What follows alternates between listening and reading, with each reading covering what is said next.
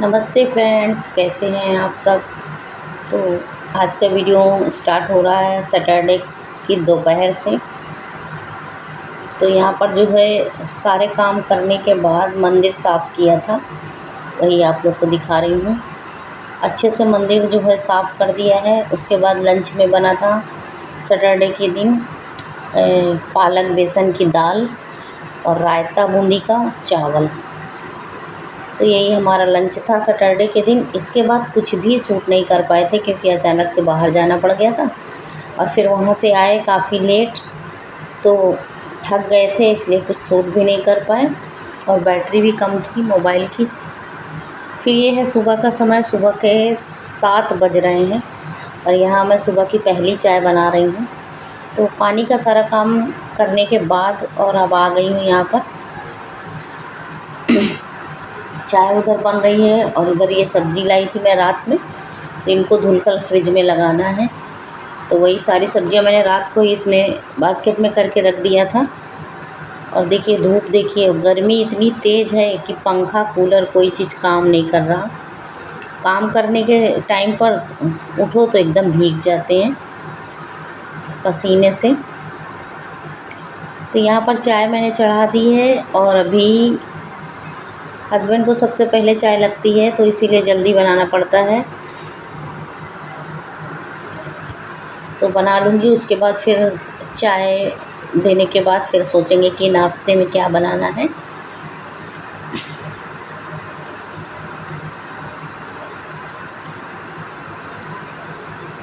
चाय यहाँ पर मैंने लगा दी थी। धीरे धीरे सब लोग उठ गए हैं और अभी एक लोग सोए हैं, बाकी हम 3 लोग जो हैं यहाँ चाय छान ली है। चलिए दे देते हैं सबको नाश्ता। चाय में खारी है आज और बिस्किट है।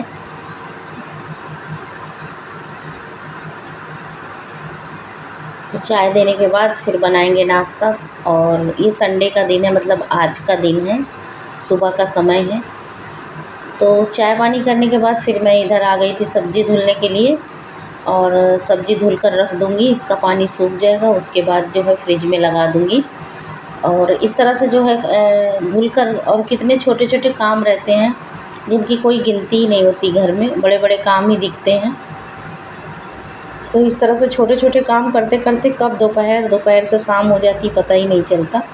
तो यहाँ पर देखिए सारी सब्जियाँ मैंने धो दी थी और रात को काफ़ी लेट हो गया था, हम लोगों ने 11 बजे खाना खाया था। तो बर्तन रह गए थे थोड़े बहुत, तो वो धुलने के लिए बाकी रह गए थे, नहीं धुला था। जूठन निकाल दिया था और ऐसे ही रख दिया था सिंक में। फिर सुबह ये सारे बर्तन धुले गए हैं, इसलिए अभी बास्केट में सूख रहे हैं। और कच्चे आम 1 किलो लाई थी, 2 किलो पके हुए आम लाई थी। केसर मुंबई में यहाँ पे हापुस, महाराष्ट्र का आम, केसर जो है गुजरात का आम, ये सब ज़्यादा चलता है। तो केसर लेकर आई थी खाने के लिए 2 किलो, और ये कच्चा वाला लेके आई थी 1 किलो आम अचार के लिए। फिर उसके बाद जो कल हमने मंदिर वगैरह साफ़ किया था, वो कपड़े वगैरह रखे थे, कल टाइम ही नहीं मिल पाया, पूरा दिन बाहर ही निकला। उसके बाद यहाँ पर देखिए ये कपड़े धुल दिए हैं पाउडर डालकर, और भगवान की जो है हार वगैरह हैं, चुंदरी है और ये आसन वगैरह कपड़े जो मंदिर में डालती हूँ, तो इनको भी सब धुलकर इधर सुखा दूँगी। धूप अच्छी खासी निकली है और सुबह तो इतनी तेज़ बादल थे, बारिश भी थोड़ी झिरझिर हुई, उसके बाद जो है फिर से धूप निकल आई और इतनी गर्मी हो गई है कि क्या ही बोलूँ। गर्मी तो इतनी ज़्यादा है ना, किचन का कोई काम, गैस के पास खड़े होने का मन ही नहीं करता कुछ बनाने का, लेकिन बनाना तो पड़ता ही है, चाय नाश्ता खाना दोनों टाइम का। तो यहाँ पर सारी सब्जियों को मैंने अच्छे से एक सूखे कपड़े से पोंछ दिया है। काफ़ी देर तक सूख रही थी, उसके बाद इनको पोंछ दिया है। और करी पत्ता को बास्केट में करके थोड़ी देर के लिए मैं हवा में रख दूँगी। तो करी पत्ता को हवा में रख दिया, बाकी सारी सब्जियों को मैंने अरेंज कर दिया फ्रिज में। फिर यहाँ पर देखिए नाश्ते की तैयारी कर रही हूँ और चली गई थी नहाने, नहा कर आ गई हूँ। अब बनाऊँगी मैं नाश्ता। तो पूजा पाठ नहाना धोना सबका हो गया है, घर में सारा काम हो गया है। अब नाश्ते का जो है, संडे है आज टिफ़िन वगैरह देना नहीं है, तो सीधा नाश्ता ही बना रही हूँ।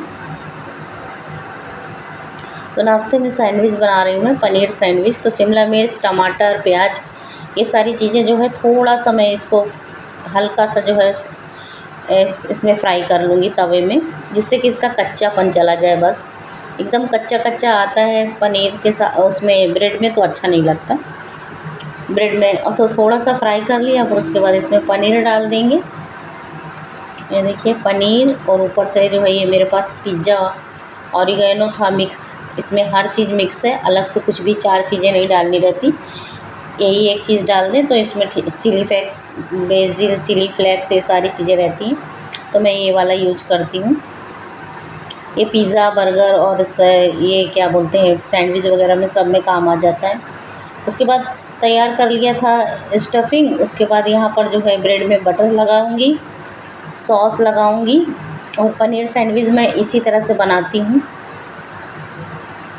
तो यहाँ पर देखिए बटर लगा दिया है, फिर उसके बाद सॉस लगा दूँगी और मसाले हमारे तैयार हैं। और मैंने सब्जियाँ जो फ्राई की थी उसमें हल्का सा नमक मैंने ऐड किया हुआ है, हल्का सा नमक ऐड कर दिया है। और उसके बाद जो है यहाँ पर देखिए भरकर तैयार हो गई सब्ज़ी।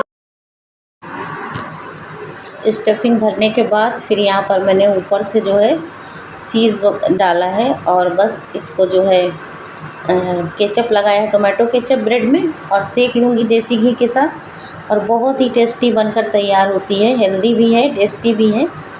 तो हम लोग सैंडविच वगैरह कभी बाहर नहीं खाते, साल में कभी खा लिया तो खा लिया, वरना घर पे ही ज़्यादातर कोशिश रहती है कि बनाकर खाएं।